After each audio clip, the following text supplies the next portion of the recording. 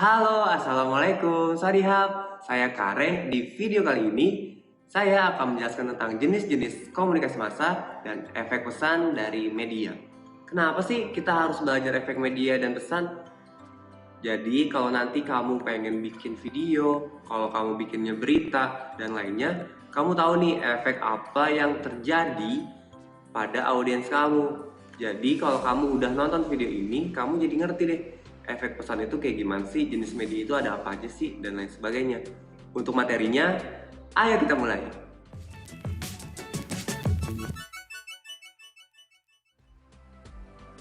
Komunikasi massa. Jenis media massa. Yang pertama itu ada media cetak. Udah jelas lah ya, media cetak itu ada surat kabar, tabloid, majalah. Biasanya terbitnya setiap hari atau setiap minggu, tapi ada juga sih majalah yang terbitnya setiap bulan. Jadi intinya kalau media cetak ya udah pasti dicetak. Kalau media elektronik apa berarti? Radio, televisi, film atau video. Jadi media yang menggunakan alat elektronik sebagai medianya. Lalu yang terakhir ada media cyber atau online. Udah jelas lah ya, ada website, portal berita, blog, dan media sosial. Ini mah semua orang udah tahu sih kayaknya, jadinya kita nggak bahas lebih jauh karena dari masing-masing media pasti udah paham. Kita fokusnya ke efek komunikasi massa. Nah, media massa itu punya efek. Nah, kehadiran media massa itu efeknya apa sih buat kita? Nah, ada efek ekonomi. Kehadiran media massa di tengah kehidupan manusia dapat menumbuhkan berbagai usaha produksi, distribusi, dan konsumsi jasa media sosial atau media massa.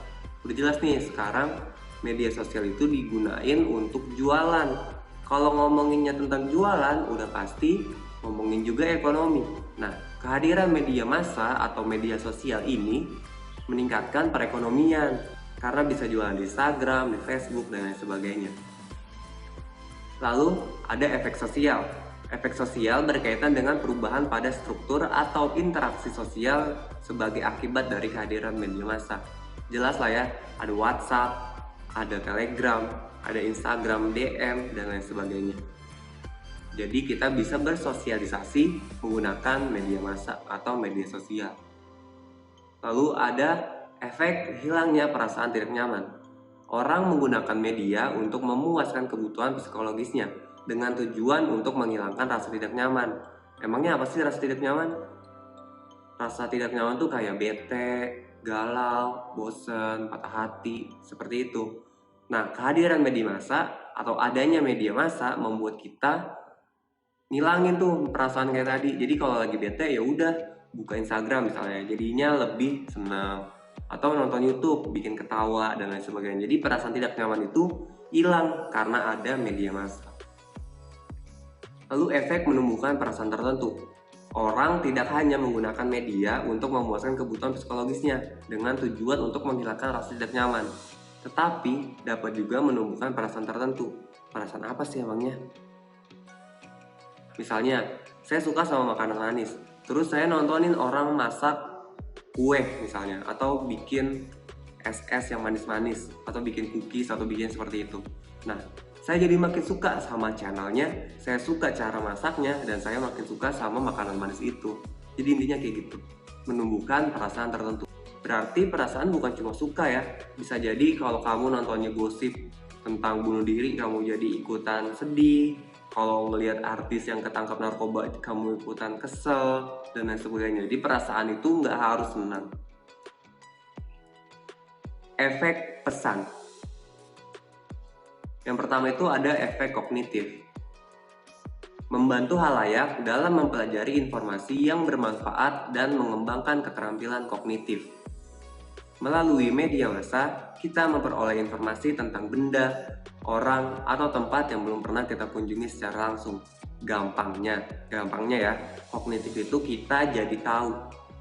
Jadi kita tahu nih, di Jakarta ada toko yang baru buka misalnya, atau di Jakarta ada wahana atau ada hiburan yang baru buka. Kita jadi tahu tanpa harus mengunjungi secara langsung. Yang kedua ada efek afektif. Efek ini kadarnya lebih tinggi daripada efek kognitif. Tujuan dari komunikasi massa bukan hanya sekedar memberitahu kepada halayak agar menjadi tahu tentang sesuatu, tapi lebih dari itu. Setelah mengetahui informasi yang diterimanya, halayak diharapkan dapat merasakannya. Maksudnya apa sih? Tadi kognitif ingat kan ya? Kognitif itu jadi tahu, afektif ngerasain. Misal, kita baca artikel tentang dunia fantasi atau Dufan. Kita jadi tahu nih, oh di Dufan tuh ada kora-kora, oh di Dufan tuh ada histeria dan lain sebagainya. Nah, terus kita nonton juga di video yang sama, kita jadi punya perasaan afektif. Maksudnya gimana? Oh, kalau naik kora-kora tuh takut, oh naik histeria tuh teriak-teriak. Kita bisa ngerasain orang yang ada di video itu atau yang ada di berita itu lagi teriak-teriak. Jadi kognitif itu jadi tahu kalau di Dufan ada wahananya. Kalau afektif kita ngerasain apa yang dirasain yang ada di video itu atau di media itu. Nah, untuk efek afektif ada faktor yang mempengaruhi. Yang pertama itu adalah suasana emosional.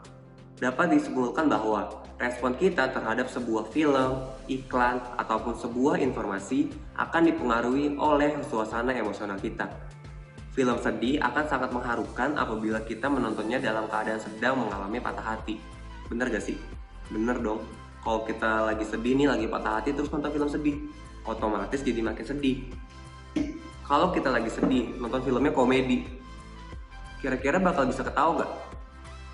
Bisa ketawa, tapi nggak bakal lepas kalau kayak kita lagi seneng.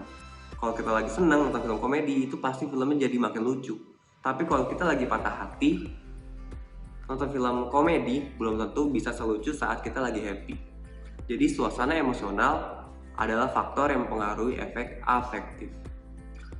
Selanjutnya ada skema kognitif. Skema kognitif merupakan naskah yang ada di dalam pikiran kita yang menjelaskan tentang alur peristiwa. Kita tahu bahwa dalam sebuah film action, aktor atau aktris yang sering muncul pada akhirnya akan menang.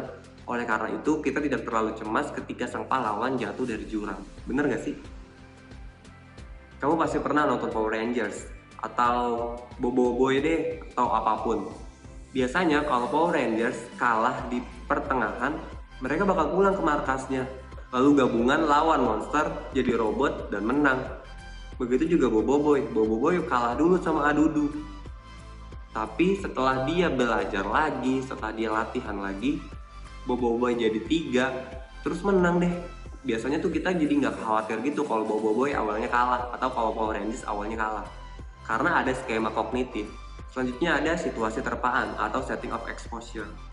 Kita akan sangat ketakutan menonton film suster ngesot misalnya, atau film horor lainnya bila kita menontonnya sendirian di rumah tua ketika hujan lebat dan gelap. Begitu pula reaksi orang lain pada saat menonton akan mempengaruhi emosi kita pada waktu memberikan respon.